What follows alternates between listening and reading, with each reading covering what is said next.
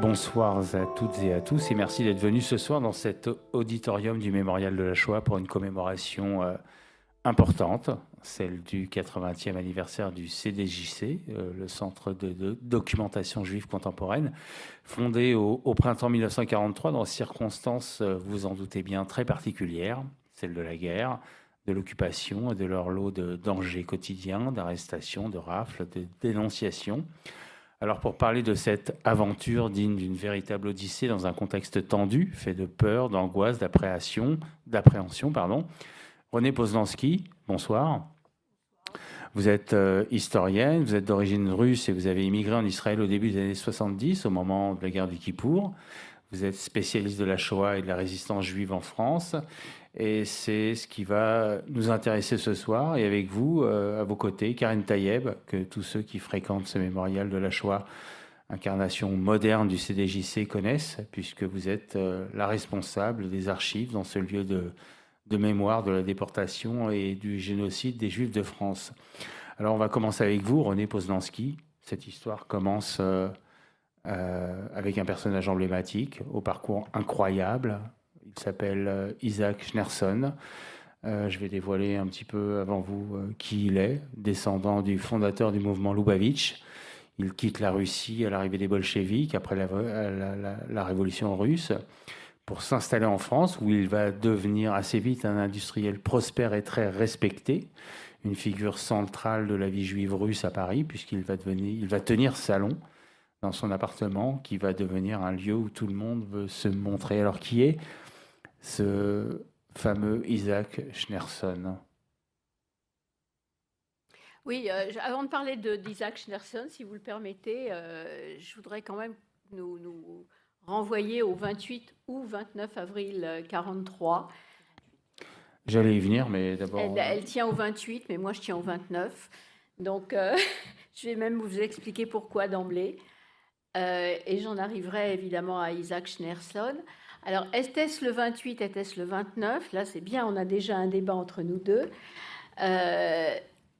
On a peu de traces de cette création je vais arriver à qui, bien entendu, mais on a très très peu de traces de cette création du Centre de documentation juive contemporaine.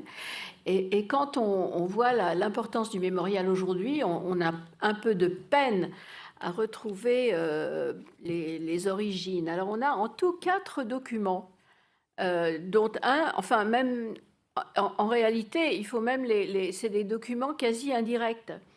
On a une feuille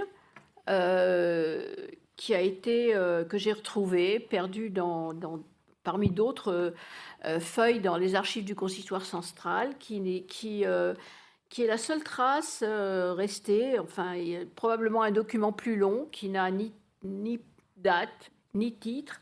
Sinon, cette entrée, voici en quelques mots ce que nous voulons. Et quand on parlera des objectifs de la création, j'y reviendrai. Alors attendez, puisque si je vous demandais de parler de la personnalité de Schneerson, c'est parce que... alors vous avez sauté une étape quand même, hein, parce que... non, j'y arrivais. Non, mais c'est un industriel très reconnu, très respecté. Et au moment de la réalisation des biens juifs en France, c'est à ce moment-là qu'il décide de documenter, d'archiver le présent, d'archiver tout ce qui est relatif au traitement des juifs en France sous Vichy.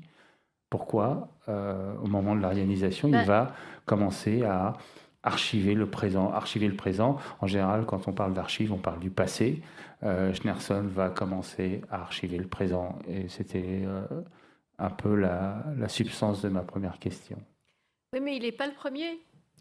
Il n'est pas le premier, en ce sens que c'est pas la question de l'archivage n'est pas comment dire détachée du contexte dans lequel elle se produit. Et le premier objectif, c'était d'aider les Juifs à utiliser toutes les brèches qui sont à leur disposition, de donner des directives à la population juive, de les aider à survivre l'occupation. Donc il a été précédé par le Consistoire central, il a été précédé par la Fédération des sociétés juives de France. Et quand on regarde aujourd'hui les archives, ce n'est pas les archives du CDJC qui en constituent, enfin si, mais pas celles qui ont été constituées après-guerre. Le cœur des archives de la guerre, c'est les archives de la Fédération, c'est les archives qui viennent du consistoire. Donc, si vous voulez, c'est pour ça que je commençais par les débuts.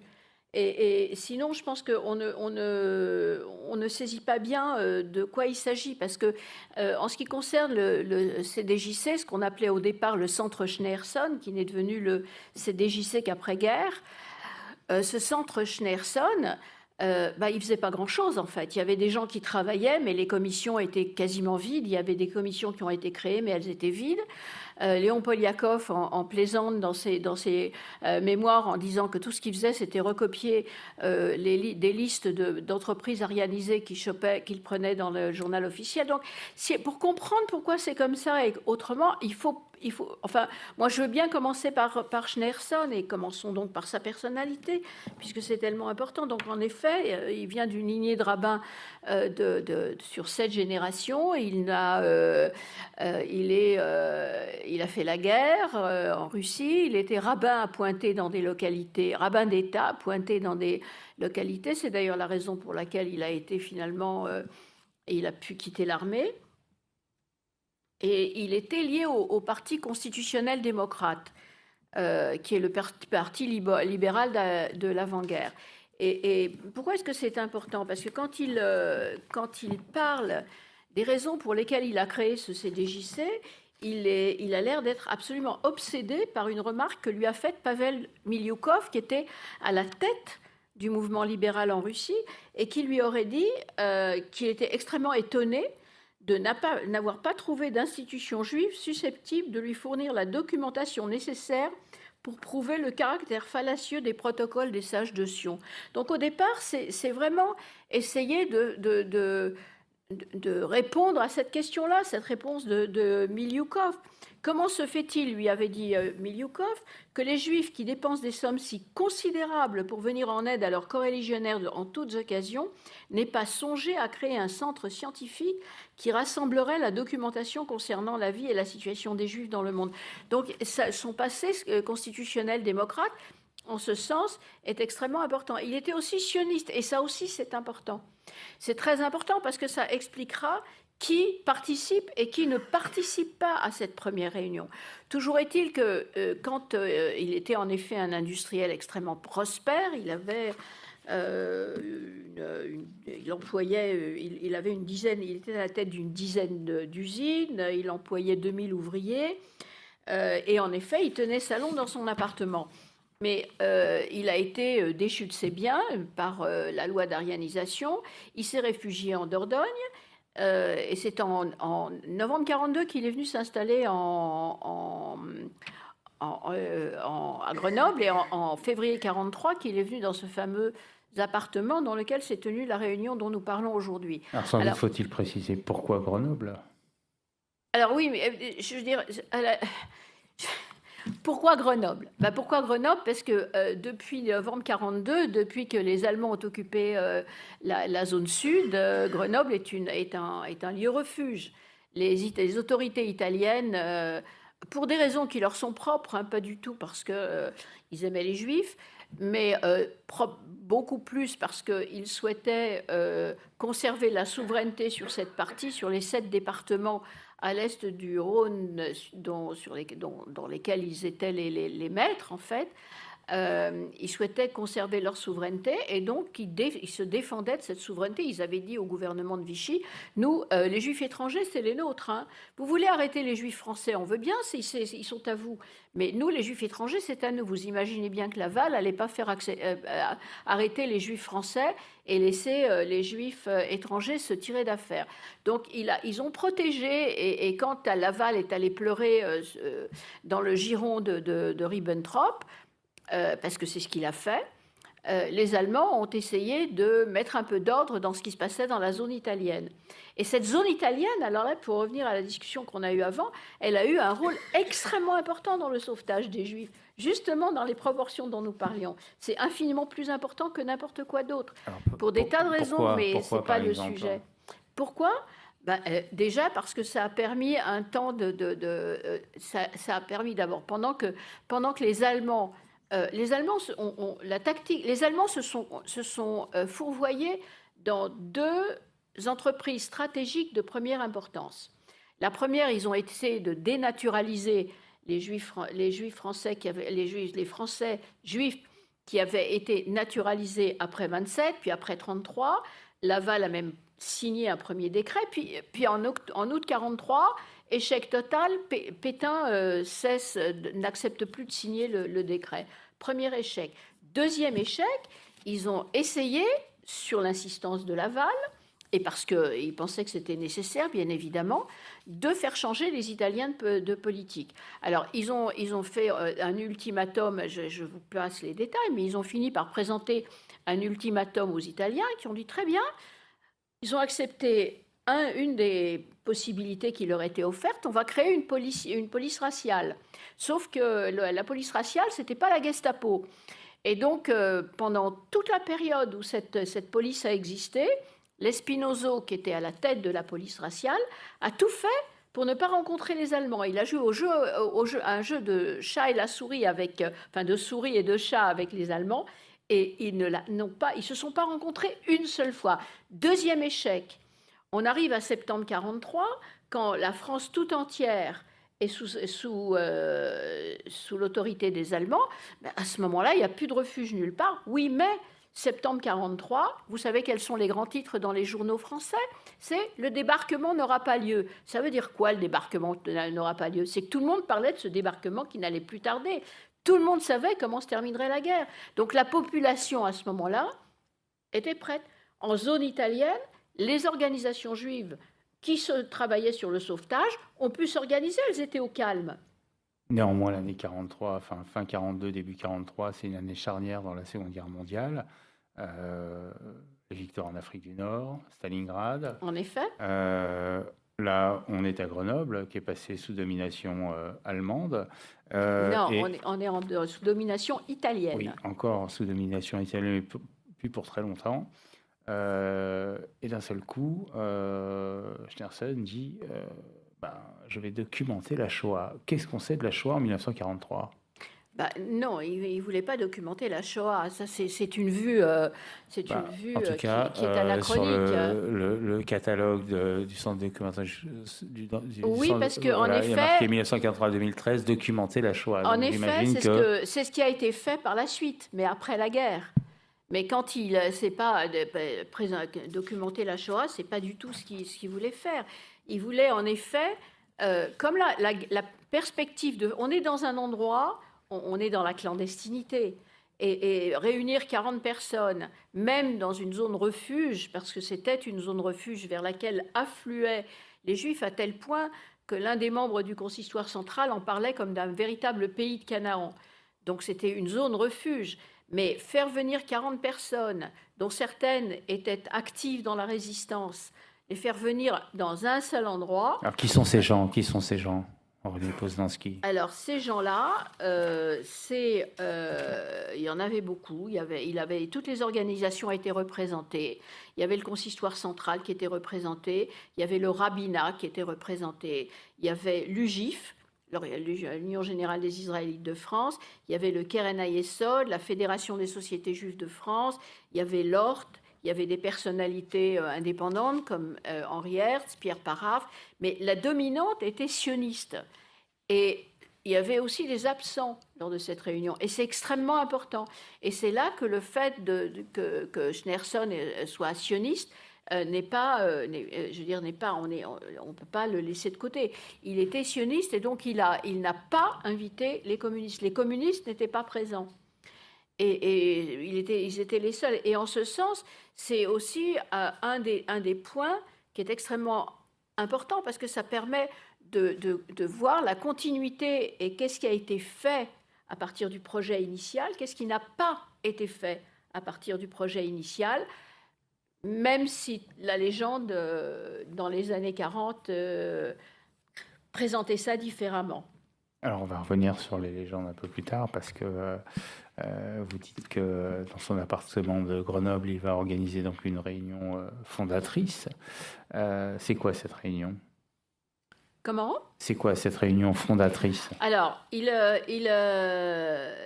on a plusieurs documents d'époque. On en a 4 très exactement, et les 3 qui sont datés donnent la liste du 29 avril 43. Il y a débat, hein. Il y a soit le 28, soit le 29. En fait, ça devait... J'ai aussi lu dans Karen Tayeb. des multiples documents que j'ai parcourus et reparcourus pour préparer cette soirée, que la réunion était prévue durer 2 jours. Et qu'ils avaient été tellement efficaces qu'en fait, ils avaient abordé tous les sujets qu'ils avaient souhaité aborder en une journée, presque une demi-journée. Donc peut-être que la raison se trouve là, entre le 28 et le 29. Mais effectivement, ça... Écoutez, le document le plus important n'est pas daté du tout. Et nous voulons avant toute chose écrire le grand livre du martyrologue sikh du judaïsme de France. En fait, on dit le martyrologe, hein. Pour cela, il y a lieu de réunir l'immense documentation sur ce qui se passe dans les 2 zones, d'étudier la nouvelle législation et ses incidences sous tous ses aspects, de dresser le bilan de la fortune juive spoliée ou arianisée, de dresser le tableau des souffrances de tant d'internés, de déportés, d'otages fusillés, de faire ressortir l'héroïsme des combattants juifs, d'enregistrer l'attitude des gouvernants, de l'administration, des diverses couches de la population. Deuxièmement, il y a lieu de préparer d'ores et déjà le cahier de revendication des Juifs de France. C'est ça la perspective. Et Juifs français ou Juifs étrangers. Cette documentation servira enfin pour nos représentants à la Société des Nations. Et nos corréligionnaires des autres pays réunissent sans doute à l'heure actuelle la documentation concernant leurs pays respectifs. Donc la perspective, c'est la fin de la guerre approche, on doit réunir toutes les preuves pour pouvoir réclamer notre dû. C'est documenté, oui, mais c'est une documentation extrêmement pratique, en quelque sorte. Ce n'est pas la constitution d'archives qui importe là. C'est la volonté de répondre à une situation. Et quand on regarde ce qui a été dit quelques années plus tard, on a également, lors d'une réunion, je pense que c'était en 1947 ou en 1949, on voit que le but premier de cette collecte s'inscrit dans une stratégie de défense, pouvoir informer. Et c'est exactement ce qu'avait fait le consistoire et la Fédération des sociétés juives avant, c'est-à-dire informer tous les juifs des brèches, parce qu'il y avait des brèches dans cette législation. Ça aussi, c'est une des raisons qui a permis que des juifs soient sauvés. Le fait qu'ils n'étaient pas si bien organisés que ça, heureusement. Il y avait des brèches, donc retrouver toutes les brèches juridiquement pour pouvoir permettre de sauver un maximum de juifs. La deuxième chose, c'est de préparer, de tout préparer pour que les juifs puissent être réintégrés dans leurs droits dès la libération. Donc c'était des objectifs extrêmement pratiques. Et le troisième objectif, qui rejoint d'ailleurs ce qu'on a vu dans le document, c'est fournir au judaïsme un instrument sur la base duquel il sera en mesure de formuler des propositions concrètes devant la Société des Nations. Donc l'objectif est politique. C'est pas du tout écrire l'histoire, c'est documenter pour pouvoir présenter des revendications. Ça n'enlève rien à l'importance de l'entreprise, hein. Et d'autant plus qu'ensuite, c'est l'entreprise de documentation qui a été extraordinaire. Je veux dire, dès la libération, ils se sont mis au travail. Et quand on regarde la façon dont l'historiographie des Juifs de France pendant la guerre s'est constituée, le CDJC a construit, mais littéralement construit, la première étape de l'historiographie des Juifs de France, à l'époque où personne ne le faisait. Il était aussi le seul lieu d'archives qui était disponible, parce que les archives nationales se fermaient, le consistoire central a fermé ses archives.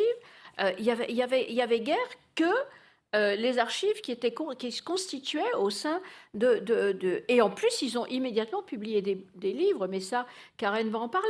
Donc, si vous voulez, c'est l'évolution qui a fait du Centre de documentation juive contemporaine, qui était le comité Schneerson, qui est devenu le Centre de documentation juive contemporaine, qui est maintenant le Centre de documentation du mémorial de la Shoah. C'est l'évolution historique et un peu les nécessités. Et ça tient aussi au fait que le centre ne pouvait absolument pas jouer un rôle politique. Il ne pouvait pas. Et il ne pouvait pas précisément, pour ce que j'ai dit, à cause de ce que j'ai dit tout à l'heure. Les communistes n'y étaient pas, mais le juif y était. Alors vous avez prononcé un mot tout à l'heure en introduction qui est celui de légende. La création de cet organisme a été entourée de légendes, comme s'il y avait une fictionnalisation de cette création. C'est quoi ces légendes? La première, c'est que c'était, je veux dire, quand vous lisez Le Monde Juif, qui est la publication enfin le journal qui était publié assez rapidement par le centre, vous lisez que c'était une entreprise de résistance. Immédiatement après, on vous nomme ceux qui ont perdu la vie pendant la guerre, sauf qu'ils n'ont pas perdu la vie à cause du CDJC. Ils étaient engagés dans d'autres types d'activités, et c'est pour ça qu'ils ont été arrêtés et déportés, et qu'ils ont été... C'est pas lié à ça. Mais ça reste quand même une action de résistance. Mais je veux dire... André Spire parlait l'écrivain français André Spire parlait d'un maquis documentaire. C'est beau, mais je veux dire très sincèrement, ça s'est fait après. Quand au début entre avril et septembre 1943, avant que Schneerson lui-même ne quitte la zone italienne pour repartir en Dordogne, ils n'ont rien eu le temps de faire. Il y avait des commissions et des sous-commissions avec des présidents et des sous-présidents, etc. Et des rapporteurs. Et des rapporteurs qui, alors là c'est Henri Hertz qui l'écrit, ne faisaient pas grand-chose. Le consistoire trouvait que franchement c'était bien gentil cette histoire, même si c'est eux qui avaient prêté les locaux pour l'organisation de toutes ces commissions qui étaient supposées travailler. Ils pensaient que quand même en 1943, les Juifs avaient mieux à faire que s'installer à une table et écrire, et qu'il fallait d'abord qu'ils défendent leur vie. Et donc, ils voyaient ça d'un œil un petit peu curieux. Mais ça, c'est une première légende. La deuxième légende, qui s'est construite dans un deuxième temps, c'est Schneerson, c'est le Ringelblum de France. Il y a eu, dans le ghetto de Varsovie, avant que je dise ça quand même, hein, je ne voudrais pas avoir l'air de dénigrer le Centre de documentation juive contemporaine. Je crois que je ne serais pas là s'il n'existait pas. C'est ma maison, c'est là que j'ai pu... C'est grâce à ce centre que j'ai pu travailler, c'est là que j'ai trouvé toutes les archives, c'est là que j'ai été aidée par tout le personnel, c'est ma maison, ma famille. Mais je suis historienne, donc il faut quand même essayer de replacer les choses dans leur contexte. Deuxièmement, le travail accompli a été phénoménal, mais vraiment phénoménal. Mais c'est pas Ringelblum et le ghetto de Varsovie. Pourquoi est-ce que ça n'est pas le Ringelblum? Parce que la situation n'a rien à voir. C'est pas une communauté en train de sombrer totalement. C'est une communauté qui est en train de préparer l'avenir. Elle n'archive pas pour archiver, elle archive pour pouvoir parler à la libération. Donc la perspective n'est pas la même, les risques ne sont pas les mêmes, l'objectif n'est pas le même. C'est totalement... Mais c'est beau. Alors avant de parler de ce dont il est question, à savoir quelles sont les archives qu'on va compiler, la question c'est pourquoi compiler, pourquoi préparer l'avenir, et qu'est-ce que ça veut dire d'archiver le présent? Écoutez, alors encore une fois, ce qui a été fait ou pas fait plus exactement, c'était dans l'objectif des revendications.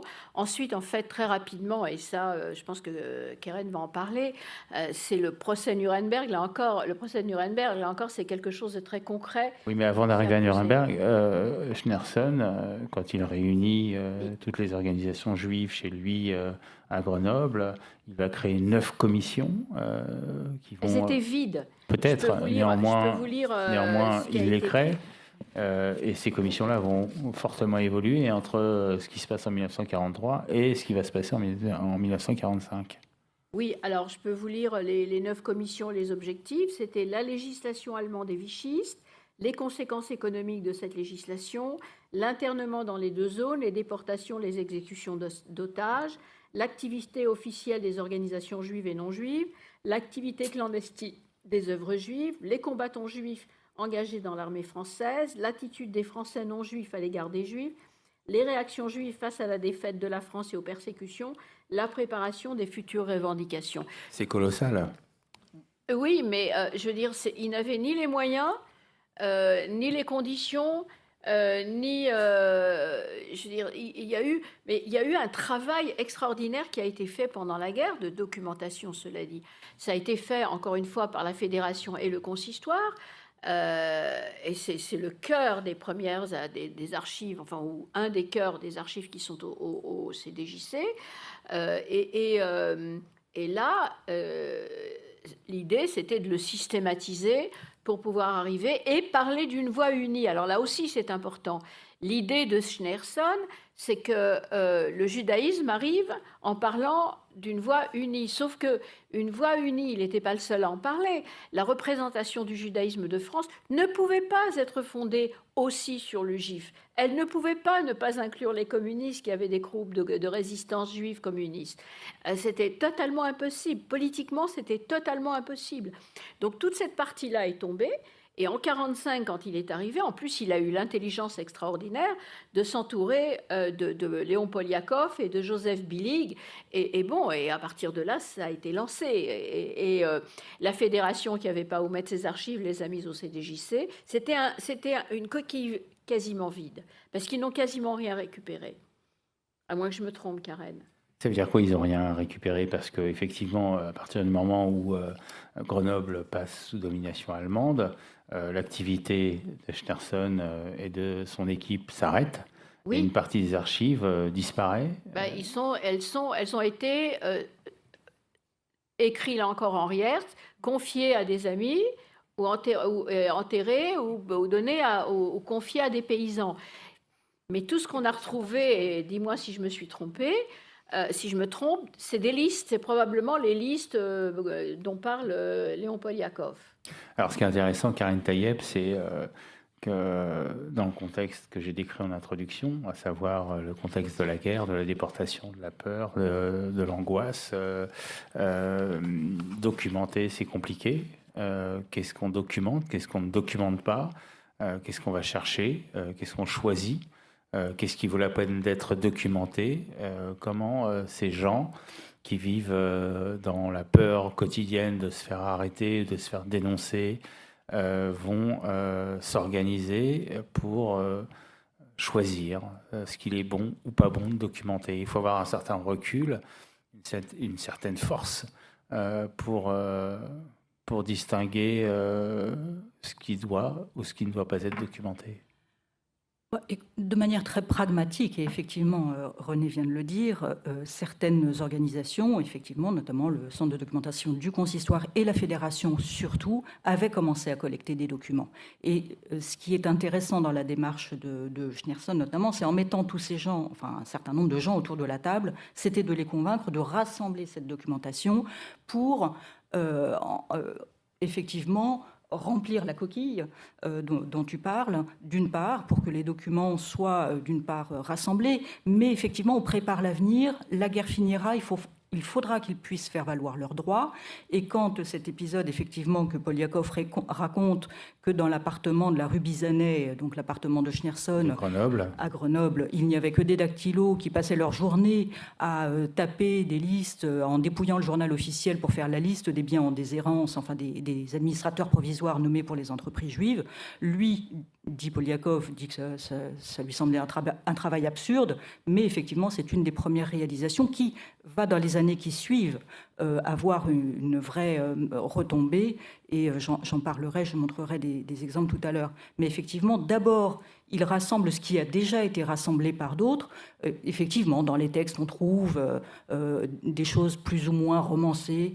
On n'en sait trop rien, en fait. Effectivement, le texte de Hertz, mais d'autres, à l'occasion des anniversaires, les 10 ans, les 20 ans, les 30 ans du CDJC, les textes évoluent, les discours reprennent toujours un petit peu le même sujet en disant les documents rassemblés qui ont pour certains été égarés puisque parmi les membres fondateurs, certains ont été arrêtés, déportés, pas à cause du CDJC en effet, mais du fait de la situation de la guerre et les documents disparus avec eux. Bon, le fait est, très concrètement, que pour des tas de raisons, et là on va peut-être pas s'attarder vraiment sur ce sujet, mais pour des tas de raisons, il n'y a pas, comme dans un centre d'archives classique, le CDJC, le mémorial, c'est une institution atypique, hein, et donc il n'y a pas de bordereau de versement, il n'y a pas de registre d'entrée, il n'y a pas de bordereau de récollement. Donc on a des archives, mais on ne sait pas d'où on les a. Enfin, c'est la situation à laquelle j'ai dû faire face, et pas que moi, mais mes prédécesseurs avant moi, parce qu'il n'y avait nulle part de réellement consigné de manière objective quand, quel document était entré, à quel moment, par qui et dans quelles conditions. Donc, il a fallu faire de l'archéologie. Et ça va faire 30 ans que je fais de l'archéologie pour essayer de comprendre quels sont les premiers documents qui sont entrés dans les archives du CDJC, que ce soit en provenance de la Fédération ou d'autres institutions ou de personnalités. On a des rabbins à Pellouag, par exemple, qui a donné des archives. On a Taguer et Lubetsky qui ont donné des archives. Mais on a énormément de choses, mais on n'a rien qui nous raconte quand, quoi, comment. Et donc, il a fallu jouer au détective privé pour essayer de trouver les informations. Et notamment, en dépouillant, moi, c'est comme ça que j'ai commencé. J'ai utilisé ce qui était accessible, et facilement accessible à l'époque. C'est la revue Le Monde Juif dont on a parlé, qui publie dès 1945 des informations. Alors là, on ne va pas trouver l'histoire des archives, mais on va trouver des bribes d'informations. Tout d'un coup, on va évoquer tel document. Si on l'évoque en 1945, c'est qu'il est déjà là et qu'il est déjà dans les archives. Donc c'est une piste. Et j'ai fait ça, j'ai dépouillé toute la collection du Monde Juif, parce que c'était accessible. On dit souvent que les cordonniers sont les plus mal chaussés, les archivistes, c'est un peu la même chose aussi. Hein. Ils ont collecté des archives, ils les ont documentées, ils les ont utilisées, ils ont publié des tas d'ouvrages, plus de 20, je crois, dans les 10 premières années. Ouais, très vite. Très vite, très vite. Ça a été un travail même extraordinaire par une équipe toute petite, et un travail phénoménal. Mais encore une fois, la production des archives de l'association, qui nous permettrait, puisque le CDJC est une association dont les statuts sont déposés en 1945, et d'ailleurs, on parle de la volonté des fondateurs, pourquoi et comment ils créent et dans quel objectif, mais très vite, dès 1945, dans les statuts, ils ajoutent une notion, écrire l'histoire, ce qui n'était pas du tout dans les documents qu'on trouve à l'origine. Et là, donc pas de politique, mais on rassemble les documents, aider les Juifs de France à faire valoir leurs droits et écrire l'histoire de la persécution dont ils ont été victimes. Alors ça, c'est en 1945. Ah, 45. En 1945, ça évolue. Ils ont déjà ajouté cette corde à leur arc. Donc, il y a une réaction très rapide. Alors après, sur les premiers mois, collecte de documents, effectivement, je ne peux pas vous dire. Ce qui apparaît dans un certain nombre de documents, notamment celui-ci qui est daté de décembre 1944. Donc, ce n'est pas 1943, mais enfin, on n'est pas très loin quand même. Réunion de la commission des camps. On a parlé des commissions, sous-commissions qui ont été créées pour travailler sur des sujets. Alors là, il y a une liste de 9, il y a eu des listes de 6 commissions un peu plus réduites, avec des sous-commissions. Bon, voilà. Et le compte-rendu de cette commission des camps, qui lui date, ce document date du 13 décembre 1944, on ne les a pas tous, malheureusement. Et il y a une indication qui est intéressante. Il remercie évidemment Schneerson, les participants, et il dit « Je constate avec plaisir que cette réunion ne le cède en rien à nos réunions de Grenoble, qui se sont distinguées par leur brièveté, 1 heure au maximum, et leur efficacité. » Bon, alors, encore une fois, on est en décembre 1944, la guerre est terminée pour eux, mais ça veut quand même dire qu'il y a eu probablement plus d'une réunion. Alors avec qui? Peut-être 2, 3, 4 personnes, on n'en sait rien, mais ça laisse présupposer quand même qu'il s'est passé des choses. Donc, à chaque fois, le travail qui m'a occupé, et qui m'occupe encore parce qu'il est loin d'être terminé, c'est, dans tous ces documents, récupérer les bribes. C'est vraiment un travail presque de détective privé, encore une fois, d'archéologue, prendre les bribes et ensuite évidemment, les confronter, les critiquer à la réalité, aux autres témoignages, aux autres écrits. Mais c'est un travail très long, passionnant à faire, mais qui était aussi également amusant. Si on prend un autre document qui est daté de 1945, une lettre de Schneerson, que j'avais sous les yeux il y a quelques minutes, elle est là. 23 octobre 1945, un document signé Poliakov, et qui s'adresse à Henri Hertz, justement, où il va donner un certain nombre d'indications sur le travail qui lui a été attribué. Donc on est après-guerre, Poliakov a rejoint les équipes du CDJC, il a été nommé par Schneerson chef du service des recherches. Alors, chef du service des recherches, sous-entendu 2 documents, fonction qui lui est visiblement attribuée, elle est créée pour lui, en fait. Et c'est ce qu'il raconte, du coup, dans l'Auberge des musiciens, son témoignage que j'ai relu. Et si on compare les 2 textes, la façon dont il présente les choses en octobre 45 et ce qu'il raconte dans l'Auberge des musiciens, là aussi, on parlait de légende. Bon, on romance un petit peu. C'est aussi Poliakov, il aime bien raconter les choses d'une certaine manière. Et alors, ça se rejoint, mais la situation, elle ne semble pas décrite tout à fait de la même manière. Donc il faut toujours, évidemment, c'est le travail d'un historien en archives, on lit les documents, on les confronte, on les critique pour, au final, essayer d'approcher une vérité qui sera peut-être mise en cause quelques mois, quelques années plus tard, avec la découverte et la lecture d'un nouveau document. Alors je reviens sur cette question de la restitution historiographique. Il faut publier, dit Schneerson, mais on publie quoi et en direction de qui? On a déjà, pour repartir en 1943, une indication sur un livre qui était en train d'être préparé. Le poète Joseph Milbauer préparait un livre sur la condition des Juifs en France sous l'occupation. Et là encore, c'est encore Henri Hertz. J'aime beaucoup Henri Hertz. C'est pour ça que... Et en plus, il écrit toujours des choses tout à fait passionnantes. Et ces archives sont à l'Alliance. Ah, il faudra que j'aille voir ça, tiens. Un fonds d'archives que je n'ai pas vu. Et donc, Henri Hertz était supposé écrire l'introduction de ce livre. Et le titre qu'il voulait donner, c'est, à cette introduction, c'est la tragédie... j'ai retrouvé ça exactement pour ne pas vous dire de bêtises.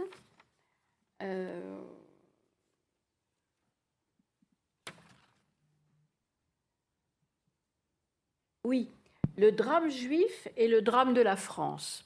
Et alors là, pourquoi est-ce que je vous dis? D'abord, c'est intéressant. C'est intéressant et c'est d'autant plus intéressant quand on compare la situation en 1943 et en 2023. Parce que quand vous prenez 1943, quand vous prenez 1945, quand vous prenez 1947, quand vous prenez en fait jusqu'aux années 70, ça ne va pas ensemble. Il n'y a que le CDJC qui travaille sur l'histoire des Juifs de France. Il n'y a que le CDJC qui publie des livres sur tous les aspects.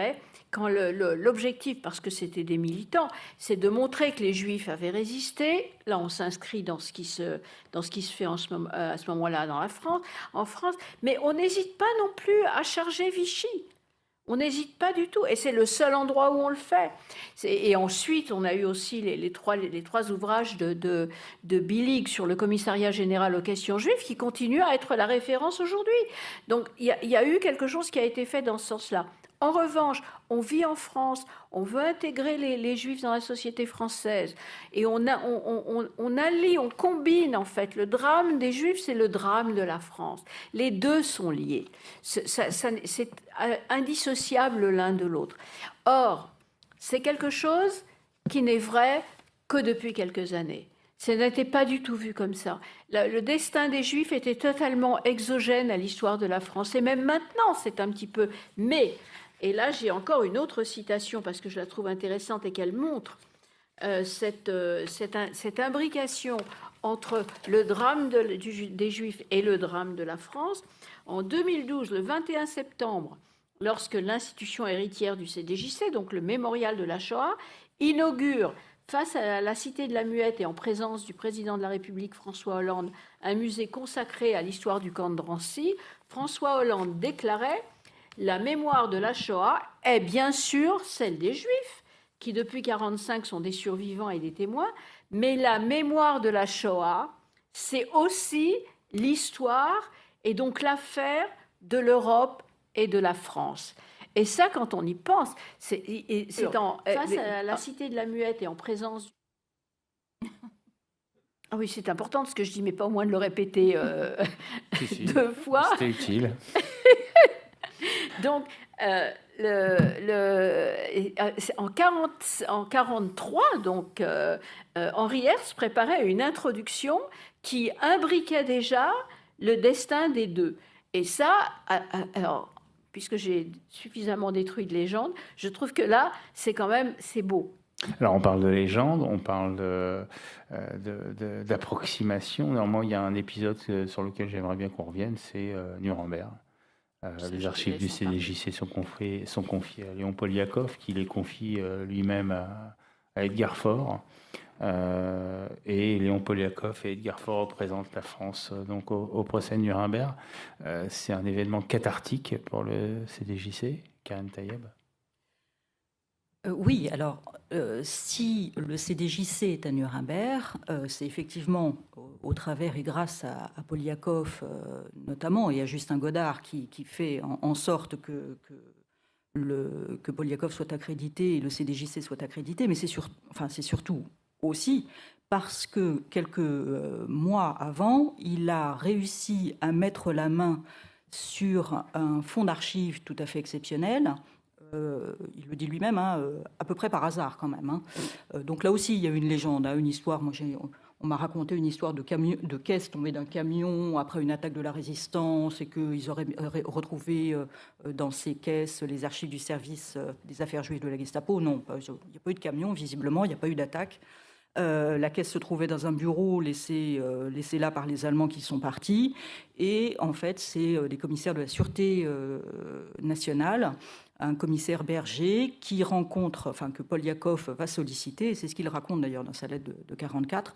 Il est renvoyé de bureau en bureau et à un moment, il tombe sur quelqu'un qui lui dit dans mon bureau, il y a une caisse avec des documents en allemand. Est-ce que vous voulez bien me dire de quoi il s'agit? Bon, ça, c'est aussi un petit peu ce que raconte Poliakov de manière enjolivée. Mais la réalité est là. Dans ces archives allemandes, effectivement, on va trouver l'essentiel des documents qui permettent d'illustrer la mise en place de la persécution des Juifs en France, la mise en place des rafles et des déportations, les otages, l'assassinat des otages également. Et donc, ces documents extraordinairement précieux, Poliakov les emmène avec lui, il les confie évidemment au CDJC, et parce que ces archives existent et sont disponibles et identifiées et utilisées par les gens qui travaillent au CDJC, ils vont être sollicités, ils vont les proposer à Edgar Faure qui en a donc connaissance, et ils vont piocher très largement dans ces archives pour étayer l'accusation française au procès de Nuremberg. Évidemment, et déjà à ce moment-là, ça a été le maître d'ordre des directeurs des archives du CDJC depuis l'origine. Ils ont dit « Ok, on vous prête nos archives, mais on les accompagne ». Ils ont fait pareil pour le procès Barbie, ils ont fait pareil à chaque fois. Donc ils sont allés, Poliakov est allé, et il a emmené avec lui un monsieur extraordinaire dont on parle malheureusement trop peu, à part ici et entre quelques initiés, Joseph Billig, qui était un homme... me semble extraordinaire. Et Poliakov va laisser Billig à Nuremberg. Il va y passer 3, peut-être même 4 ans. Enfin, en 1948, il y est encore. 1949, quelques voyages au retour à Paris. Mais il va y passer un temps important. D'abord à l'occasion du procès militaire international, pour accompagner les fameuses archives. Mais ensuite, il va obtenir de rester sur place. Alors, il va obtenir, c'est très compliqué. On a maintenant, dans les archives, on les a largement dépouillées et compulsées, beaucoup de documents qui relatent les difficultés auxquelles il doit faire face pour obtenir les visas, pour obtenir les subsides. Enfin, la situation dans l'après-guerre était vraiment catastrophique, très compliquée. Envoyer des courriers, envoyer des paquets, c'était toute une affaire. Obtenir des fonds, c'était aussi un enfer. En tous les cas, Billig reste sur place, s'installe, il a son bureau, Poliakov parle d'une Billig Division installée à Nuremberg, et il a accès à toute la documentation qui est rassemblée d'une part par les pays alliés pour instruire les procès d'une part, mais également aux sténogrammes qui sont produits, les retranscriptions du procès, toutes les pièces qui sont fournies par les soviétiques, par les différents pays, les photos, les films, etc. Et donc on a toute une correspondance de Billig, dont je vais vous montrer l'écriture. Voilà, ça c'est une lettre de Billig à Schneerson qui date du mois de mars 1948 et dont on va écouter un passage. Mais voilà, des lettres de Billig à Schneerson ou de Billig à Poliakov, on en a des dizaines. Je pense qu'il y aura peut-être un travail de publication à faire, tellement c'est intéressant.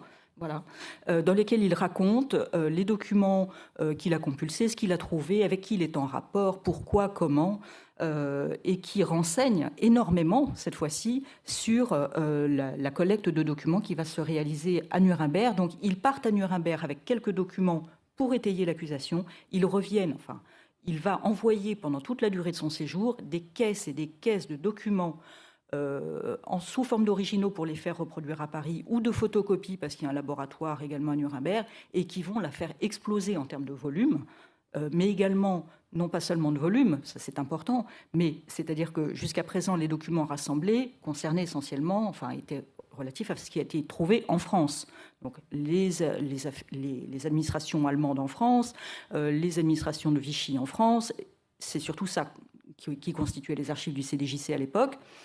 Là, on couvre toute l'Europe. Nuremberg, c'est toute l'Europe. Donc, c'est les ghettos, les camps de concentration, les exactions par les Einsatzgruppen, et puis le procès militaire international d'une part, et ensuite les procès qu'on appelle les procès successeurs menés par les Américains, le procès contre les industriels, le procès des Einsatzgruppen, le procès contre les médecins, enfin voilà. Donc, une richesse extraordinaire. Là, ça va vraiment, c'est effectivement un événement formidable dans la vie du CDJC. Et d'ailleurs, si on en revient à la revue Le Monde Juif, qui publie très régulièrement des documents commentés. Et on voit bien l'importance que revêtent les documents trouvés, pas vraiment trouvés, choisis par Billig à Nuremberg, parce que c'est de ça dont il s'agit. Il sélectionne les documents avec effectivement un objectif, tout ce qui concerne la France, ok, l'Europe de l'Ouest, mais également, au fur et à mesure, il étoffe ces choix de documents. Il parle très vite du ghetto de Varsovie, du rapport Stroop. Il parle très vite des photos d'Auschwitz-Birkenau. Voilà. Et tout ça, ça arrive à ce moment-là, et grâce à Billig. Alors, on peut parler aussi des choses qui fâchent, parce que un certain nombre d'organisations juives Comment Avec plaisir. Alors, écoutons effectivement l'extrait de la lettre. C'est la partie de la lettre qui est entourée, là. Lettre de Joseph Billig à Isaac Schneerson, de Nuremberg, le 4 mars 1948. Cher Monsieur Schneerson, votre lettre du 20 février m'a apporté beaucoup de réconfort pour l'appréciation de mes efforts, et je vous en remercie sincèrement. Je vous donnerai maintenant des précisions sur les questions qui vous intéressent. J'ai composé la liste complète des documents contenant des images intéressantes. Une partie de ces images a déjà été photographiée pour nous sur du bon papier que M. Poliakov m'avait envoyé. Elle se trouve à Paris et contient aussi la reproduction de tout ce qui concerne le ghetto de Varsovie. J'ai envoyé l'année dernière également des images d'Auschwitz que j'ai eues par la délégation polonaise. La question de savoir si nous pouvons garder ces originaux est encore en suspens. J'ai l'impression que personne au tribunal ne s'intéresse actuellement à ce groupe de documents. Je suis tout à fait d'accord de prolonger mon séjour à Nuremberg, n'ayant pas terminé toutes les recherches ni réglé toutes les questions relatives aux documents choisis que je n'ai pas encore obtenus.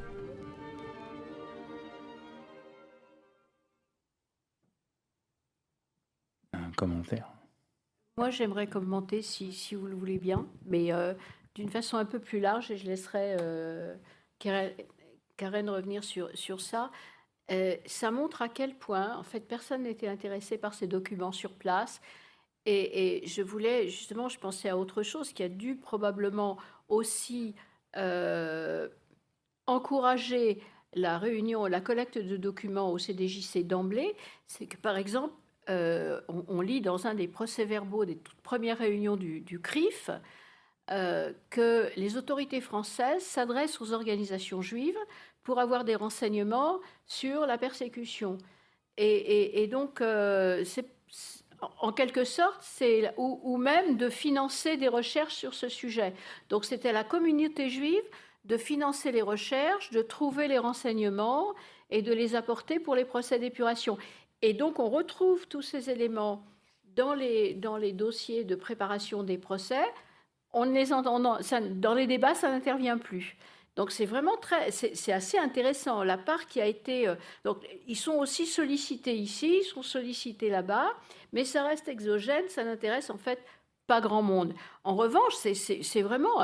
C'est en ce sens que, dès la Libération, le Centre de documentation juive contemporaine a joué un rôle, mais absolument fabuleux. Et là, on le voit aussi pour Nuremberg. Karen, si tu voulais ajouter quelque chose.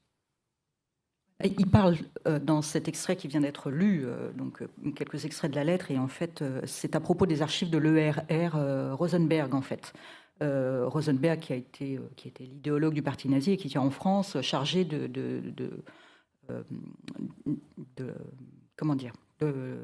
l'identification des biens culturels et du pillage des biens culturels en France. Donc les archives d'Alfred Rosenberg ont été trouvées et apportées à Nuremberg pour étayer les accusations. Et c'est de ces archives dont Billy parle. Lui dit qu'il y trouve des choses extraordinaires. L'extrait était un peu court. Et c'est de ces archives dont il est question ici, en disant que j'envoie les originaux à Paris pour qu'on en fasse des photocopies ou des reproductions, et pour les originaux, eh bien, personne ici ne semble s'y intéresser, et c'est tellement vrai que, du coup, je peux vous le dire, les archives sont restées à Paris, elles n'ont jamais retourné, elles ne sont jamais retournées à Nuremberg, et c'est tant mieux. C'est effectivement...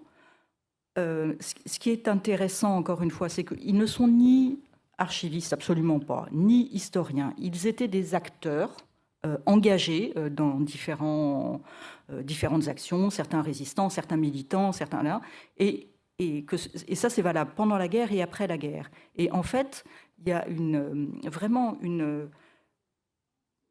quelque chose de très pragmatique, en fait. Là, ils ont eu l'opportunité d'avoir accès à des documents, de mettre la main dessus, de les récupérer, de les utiliser, de les conserver. Et personne ne leur a rien demandé derrière. Et c'est quelque chose qu'ils ont fait de manière systématique. Et ça se voit aussi dans la façon dont ils ont traité ensuite les documents. Parce que les collecter, c'est bien, évidemment.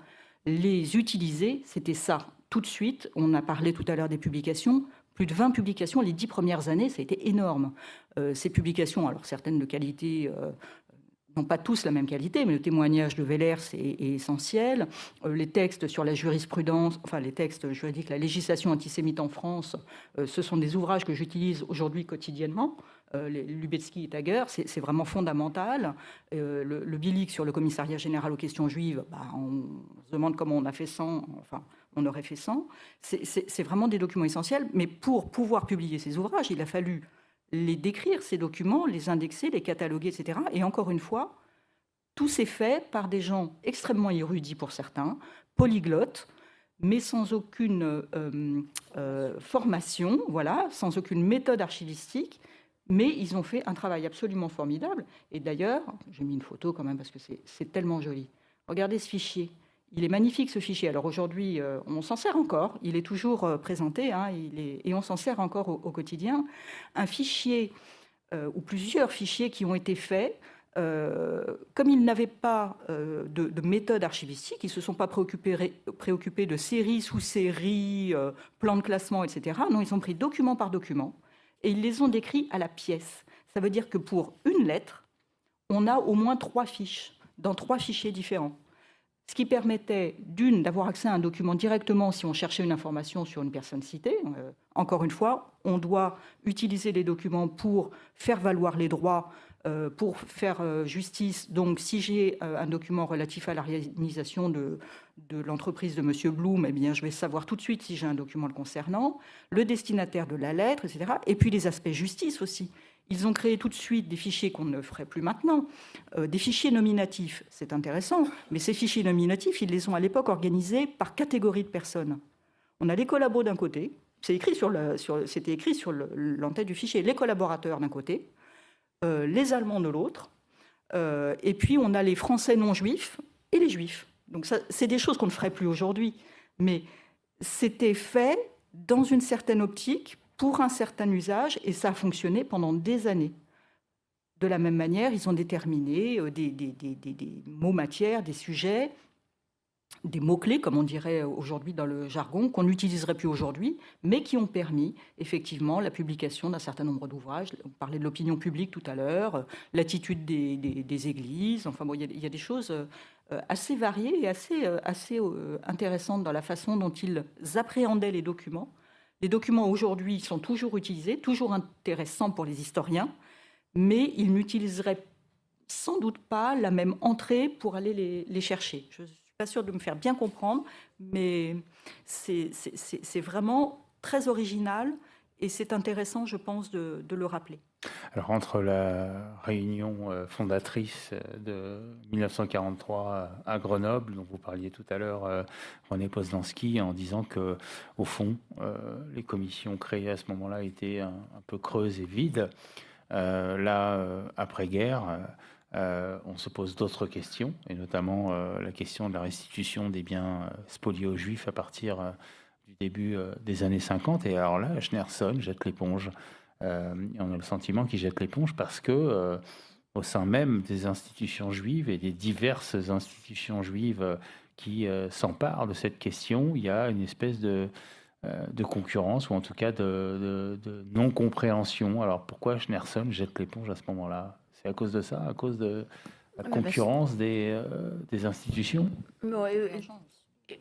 Oui, il y a un certain nombre de raisons. Ça, c'est une des raisons. Une autre, c'est que il réussit pas vraiment à obtenir ce qu'il souhaiterait obtenir et que donc ça reste vain et que très rapidement, en fait, l'entreprise de mémorialisation est devenue essentielle.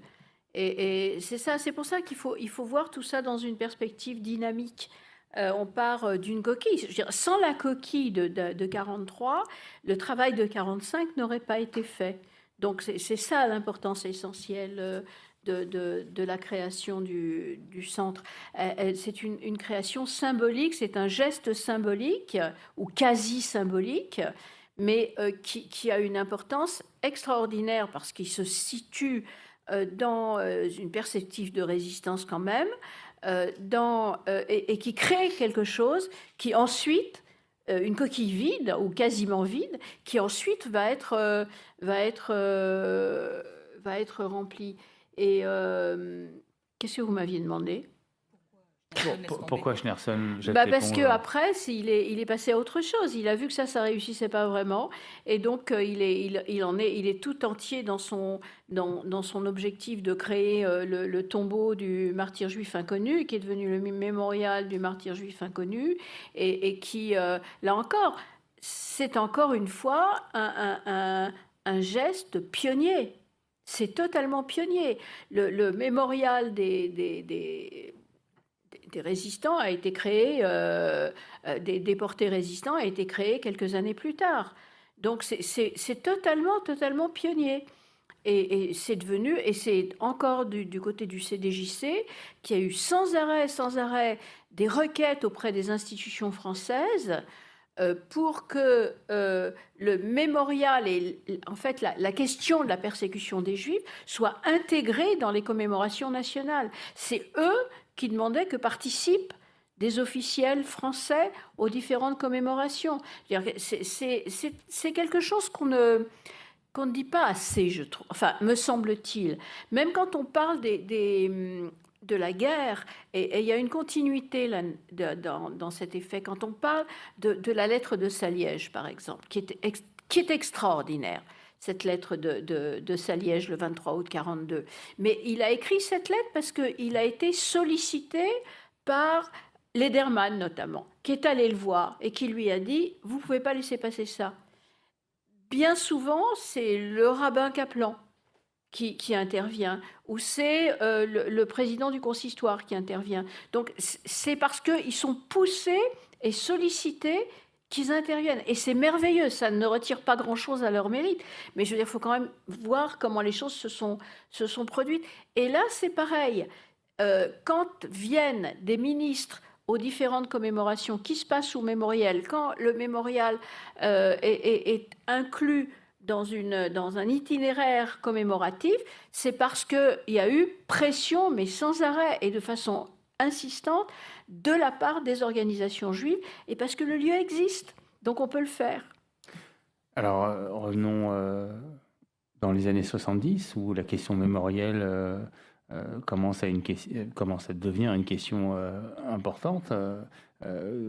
C'est quoi pour le CDJC cette période où la mémoire devient au centre des préoccupations? Pour le CDJC, les années 70, ce n'est pas les meilleures années. Hein. Enfin, c'est la fin des... C'est le mémorial du martyr juif inconnu a pris place sur le devant de la scène. Je voudrais revenir quand même un petit peu sur cette affaire des biens en déshérence, les questions des spoliations. Ça a été, pour le CDJC, vraiment une des entreprises majeures dans laquelle ils se sont investis.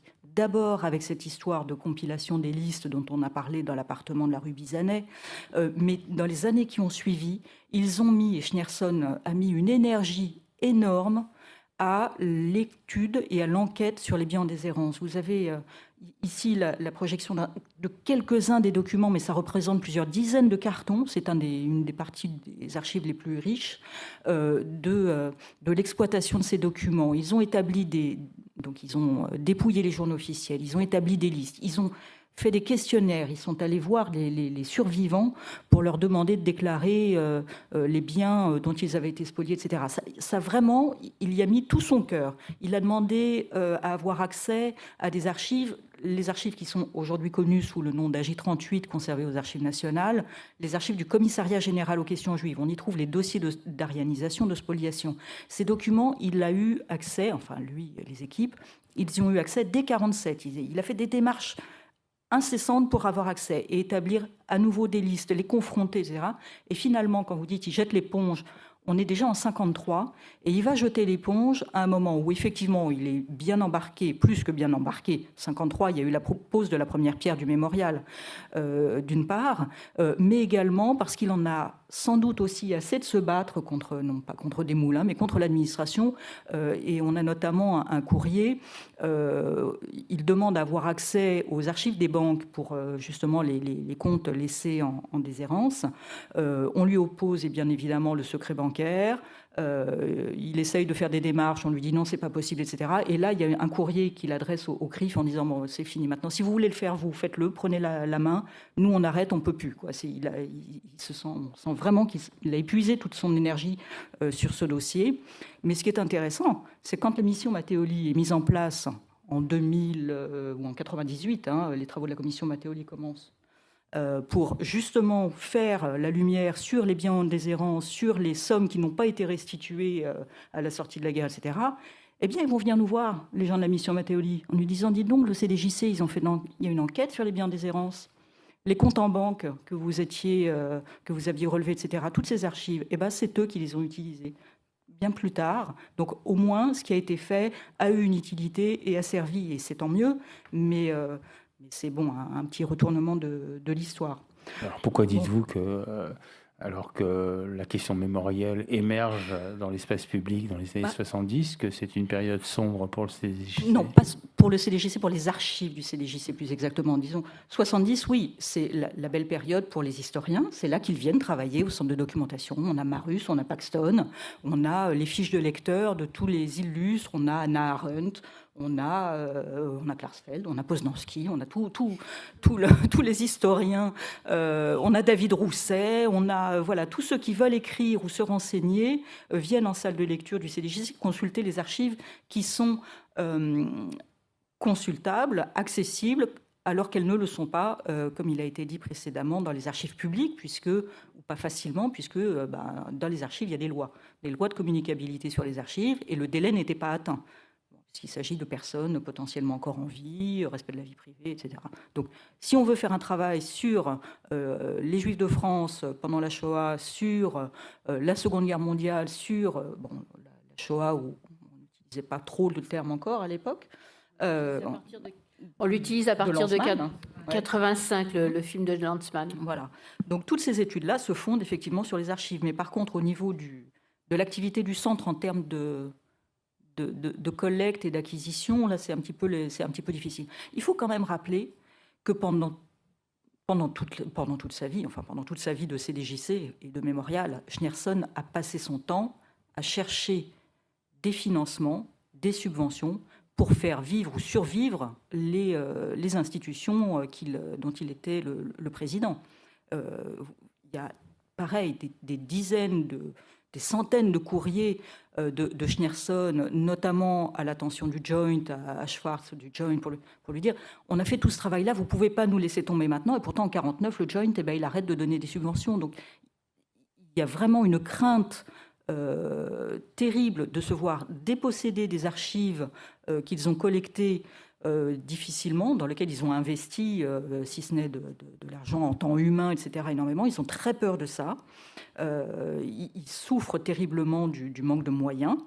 Et son obsession, c'est trouver des fonds, toujours trouver des fonds. Les publications qu'on trouve aujourd'hui et qu'on trouve si formidables et si indispensables, elles se sont vendues quoi à l'époque? À très peu d'exemplaires.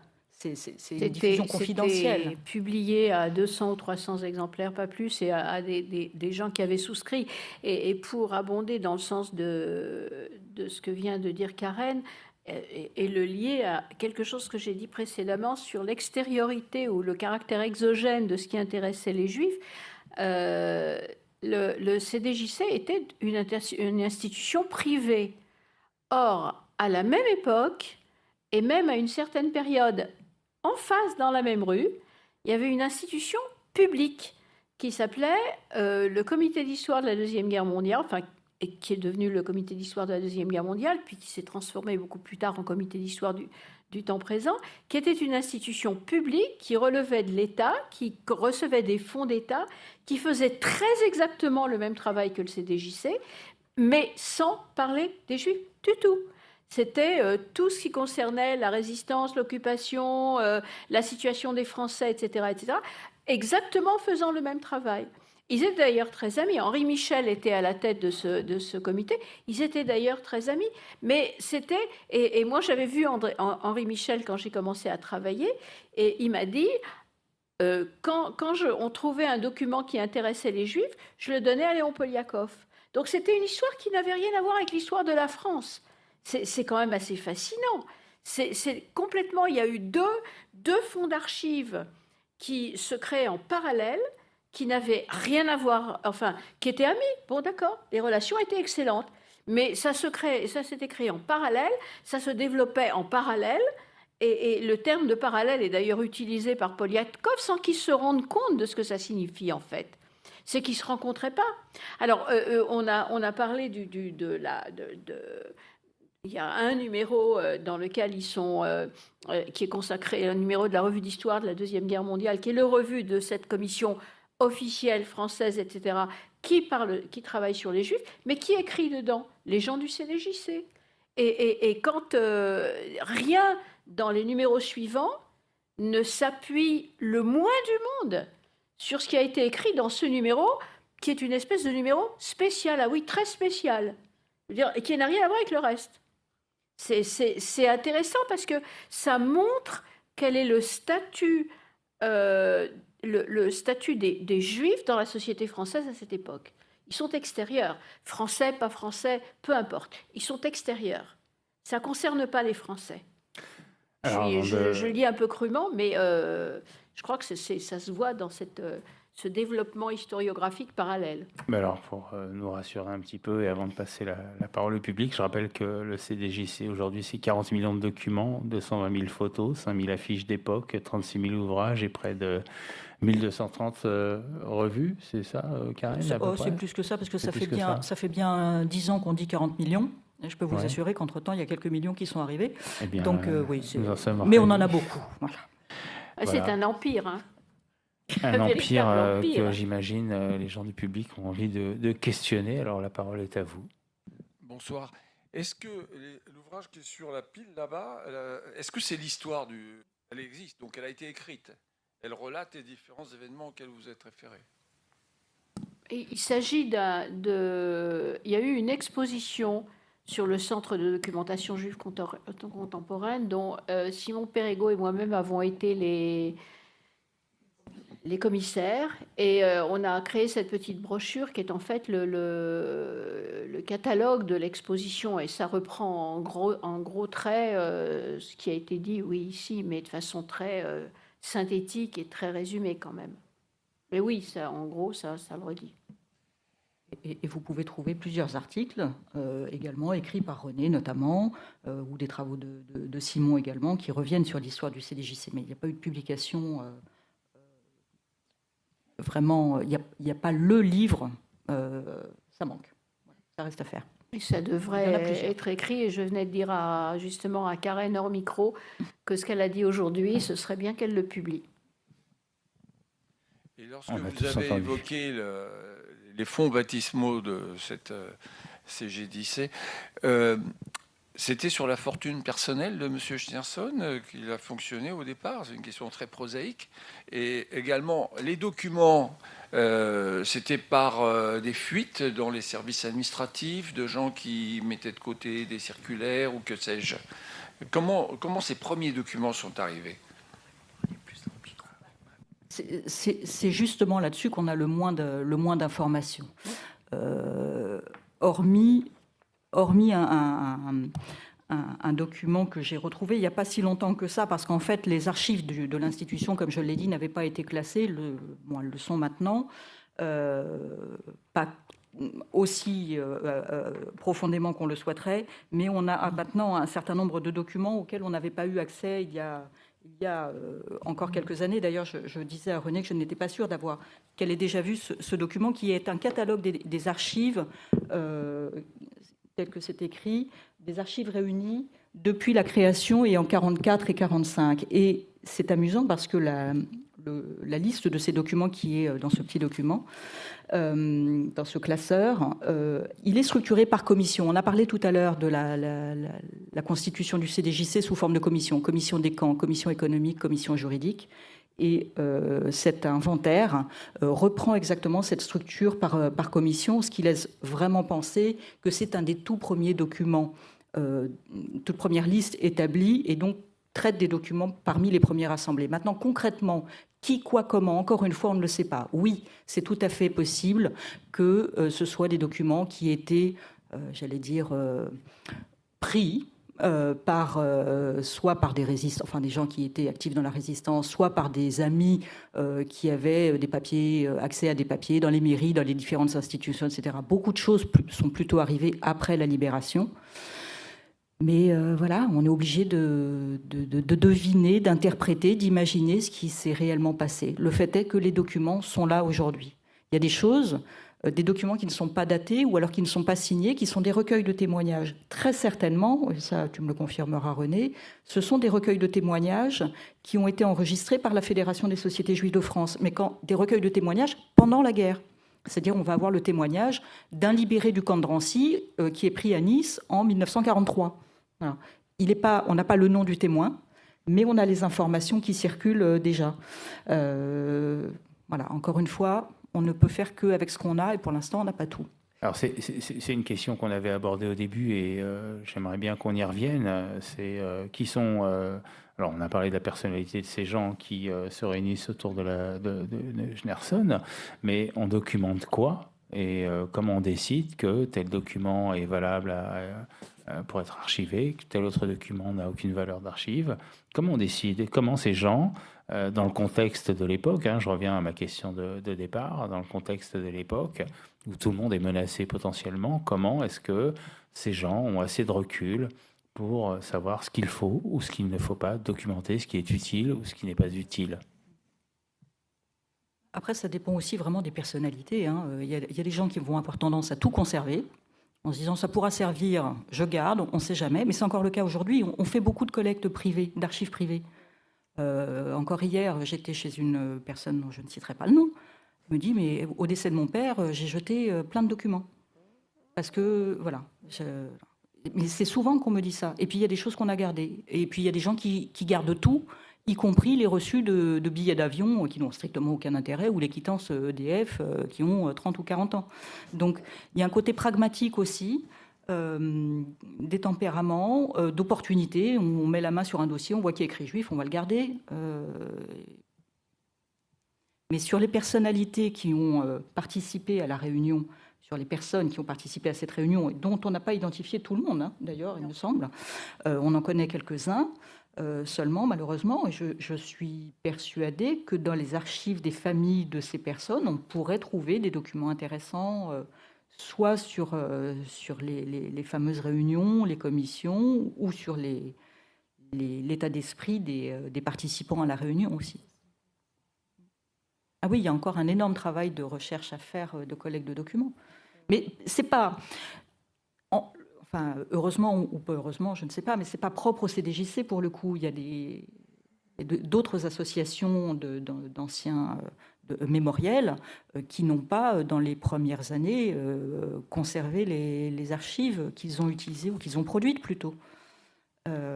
Et aujourd'hui, on en est à rechercher que sont devenues les archives de Louise Alcan, que sont devenues les archives de personnalités, de témoins de la première heure, voilà, qu'on n'a pas forcément, qu'on n'a pas eu la chance de capter au CDJC, qui ont pu être reçus ou captés par ailleurs, et puis d'autres, malheureusement, ils sont partis avec leurs documents. Une femme comme Annette Monod qui a eu un rôle extraordinaire dans les camps du Loiret, et pas seulement, à Drancy également, et après dans les prisons. Ça a été très tardif qu'on s'intéresse à l'histoire d'Annette Monod et aux archives d'Annette Monod, pour le coup. Oui, c'est aussi lié, alors là, du coup, au sujet qui intéresse les gens à la même époque. Quand on parle du CDJC, le point essentiel, c'était persécution et les revendications, ou en tous les cas, et au départ, hein, tout au départ. Si vous regardez ce qui a été fait au comité d'histoire de la Deuxième Guerre mondiale, c'est la résistance qui est au centre. Ils cherchent moins la collaboration, ils cherchent plus la résistance. Donc, et dans les témoignages qui sont...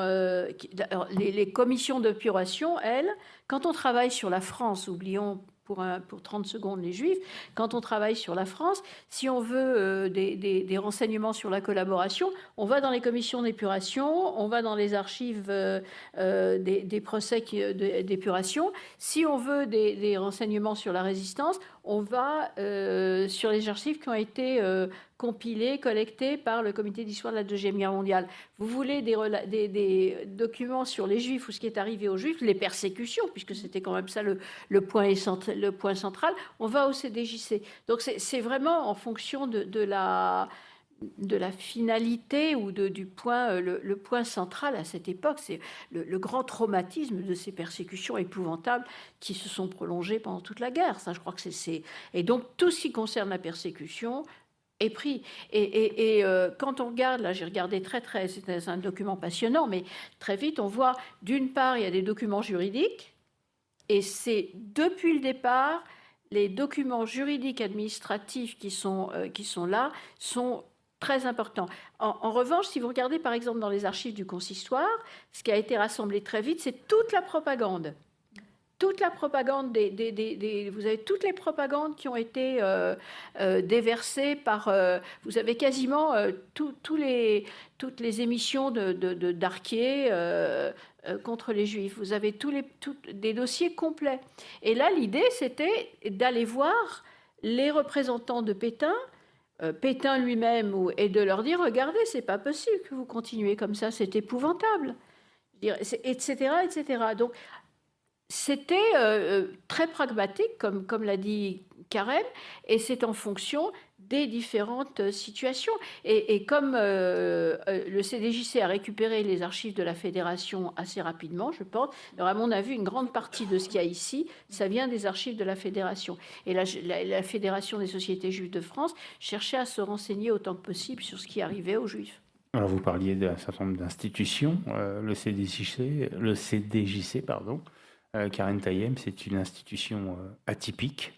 Cela vaut aussi et surtout pour l'histoire de ces archives. Alors en quoi le CDJC pardon, est-il aussi atypique ?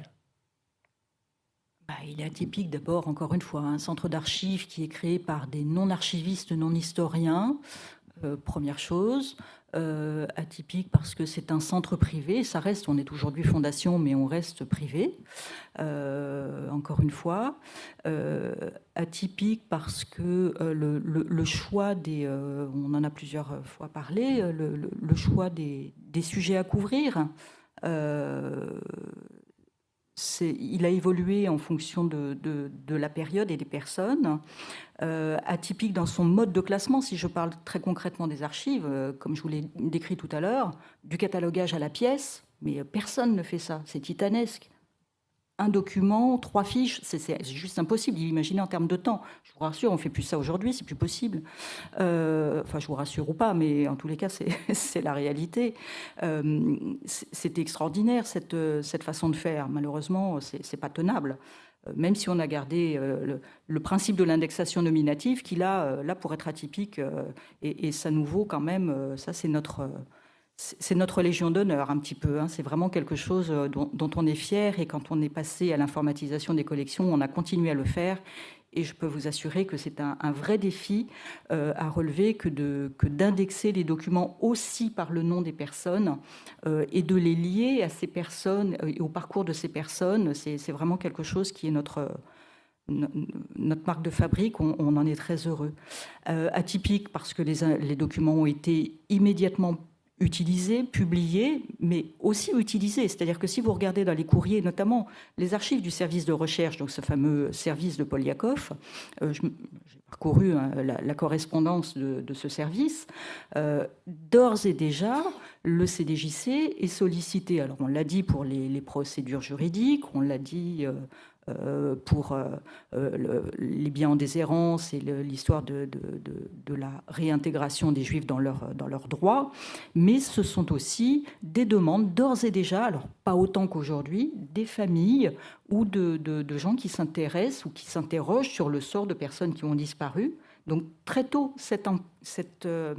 ces sollicitations parviennent au CDJC et encore une fois, dans un courrier que j'ai pu parcourir, de Schneerson à Schwartz, donc le président, directeur du Joint, je ne sais plus exactement, où il lui dit, mais on est sollicité par toutes les institutions, les cours de justice allemandes, les uns qui préparent des dossiers, des ouvrages, les ci, les ça, etc. Donc d'abord, on n'a plus de temps pour faire nos propres travaux, on est sans arrêt sollicité, il faut nous aider, on peut plus, on n'y arrive pas.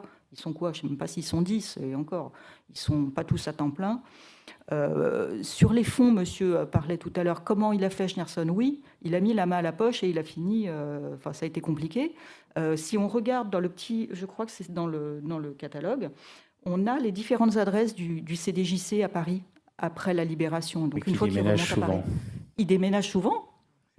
Parce qu'ils sont dans l'appart de Poliakov, parce qu'ils sont dans les bureaux laissés vacants par les services de l'UGIF, par exemple, parce qu'ils se retrouvent avenue Foch à un moment dans d'autres bureaux laissés vacants par je ne sais quelle institution, enfin, jusqu'à trouver abri finalement dans le mémorial du martyr juif inconnu, mais on est déjà en 57. Est-ce que vous pouvez un peu revenir sur 50-53, ce qui se passe entre 50 et 53, et qu'est-ce qui fait qu'en 53 finalement, donc il y a... Et le lien aussi avec Israël qui m'intéresse. Oui, et comment c'est arrivé? Oui, 53, c'est la pose de Rome. Alors là, encore une fois, c'est une organisation qui a été pionnière en tout. Oui. Et là aussi, je veux dire, Yad Vashem est créé à cause de l'idée de Schneerson de créer. Alors, il y a eu, c'était pas du tout, personne n'en voulait de ce tombeau du martyr juif inconnu. Personne n'en voulait parmi les organisations juives en France. Ah ben justement, pourquoi? Parce que je dis grâce, mais Karine Taillé me dit ça a été chaud. Ah oui, bah oui, ça a été très chaud, vas-y. Non, tu peux tout à fait en parler. Moi, encore une fois, je ne suis pas historienne. Moi, j'ai vu et j'ai lu des documents. D'ailleurs, dès le début, tout le monde n'était pas tout à fait... Enfin, Schneerson a fait des choses extraordinaires, on le dit aujourd'hui. Il a ses idées précurseurs, oui, il a été précurseur pour le CDJC, pour le mémorial, mais il n'avait pas que des amis. Il a été, par certains, très très décrié. Et quand il s'est lancé dans la réalisation du mémorial, donc il a créé ce comité pour la construction du tombeau. Donc là encore, la création d'une telle institution, d'un tel monument, il fallait des fonds. Donc, il crée un comité d'honneur, il écrit... Il s'adresse à qui? Il s'adresse à qui? Il s'adresse à tout le monde. À tout le monde. Au roi, aux reines, à Churchill, aux personnalités intellectuelles, etc. Il a une liste de comité d'honneur. Il s'adresse à De Gaulle, qui dit non, d'ailleurs. Mais il va taper à toutes les portes. Il va faire du démarchage, mais il donne de sa personne aussi. Il va aller faire une tournée aux États-Unis, il va faire des meetings pour aller... quêter, soulever des fonds. Il va y avoir des voyages comme ça dans toute l'Europe. On les a d'ailleurs, on a trace là. De cette période-là, c'est très documenté. Là, pour le coup, il y a beaucoup à lire pour trouver des soutiens, des appuis et trouver des financements. Et évidemment, mais quand j'ai dit c'est chaud, oui, c'était plutôt en réaction par rapport à... avec une certaine partie de la communauté juive, pas tout le monde, hein, il y en a qui étaient d'accord quand même, et certains qui n'étaient pas d'accord et qui étaient très, très, très pas d'accord. Et qui ont à l'époque adressé des courriers qui étaient très virulents. Il a fallu l'intervention de Kaplan aussi pour signer l'accord avec Yad Vashem, enfin les interventions. C'est presque Yad Vashem est créé, donc... puisqu'il y avait cette idée-là. Après. Oui. Mais alors d'abord, une des raisons de cette opposition en France, déjà, c'est la concurrence sur les fonds. L'argent n'étant pas extensible, chacun plaidait pour sa propre chapelle, si je puis dire.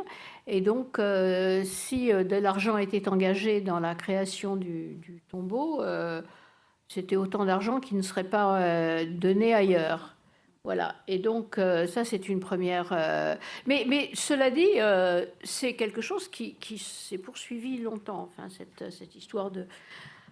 À qui donner les fonds à la commémoration des anciens du passé ou à la... En ce qui concerne Yad Vashem, c'est autre chose, c'est un problème de souveraineté qui représente la Shoah, qui... jusqu'à ce qu'un accord soit établi, ça a pris du temps, ça a pris des pourparlers, ça a été très difficile. Et du coup, évidemment, les sionistes étaient contre en France. Voilà. Comment?